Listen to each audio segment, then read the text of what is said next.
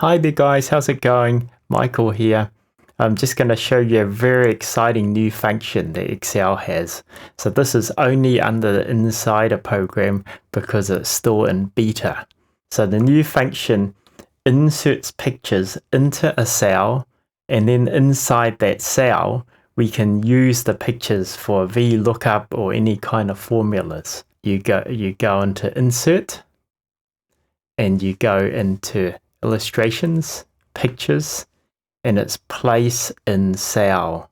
So I go Place in Cell, get rid of this thing, from this device. So Place in Cell from this device.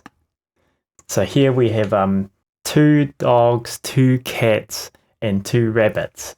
So what I can do is I can highlight all of them, or I can insert one at a time. So for time's sake, I'm going to highlight all of them.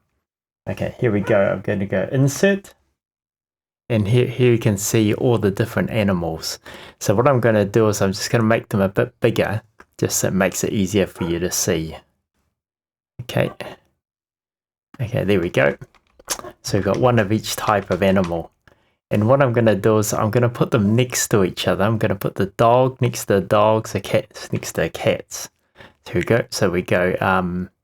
Looks like a cat. So go Cut, Paste. And here we have a dog. Go Cut, Paste. And here we're a rabbit. Cut, Paste. So here we have our different animals. I'm just going to get rid of these blank cells. And we've got the 2 pairs next to each other. So if I insert a row, and then here I'll just call it Pet 1. And I'll call the second column Pet 2. And here we can, so what I'm going to do is we can use this in an XLOOKUP function. So this function is going to be XLOOKUP. What I'm going to do is I'll put a few random animals here from the first column. We have a cat here. So what we need in cell E is the corresponding cat. So what I'm going to do is I'm just going to go into our ribbon and click on Insert Function. Here I'm going to select XLOOKUP. So the first field that you put in XLOOKUP is your first cat. So there's no numbers or anything. All it is just a picture.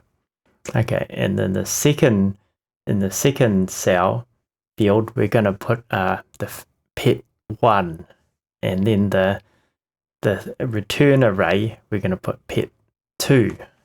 Okay, that's all we're going to do. We don't need to worry about the rest, and we just go OK.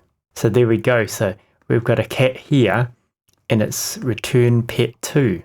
So we could copy this down, and the function's done it. That's incredible. So if I copy maybe a rabbit here, so if I paste the rabbit there, just make it a bit bigger.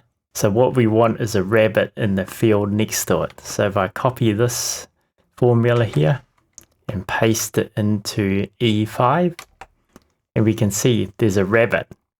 I thought that's incredible. Thanks for watching. I'll see you in the next video.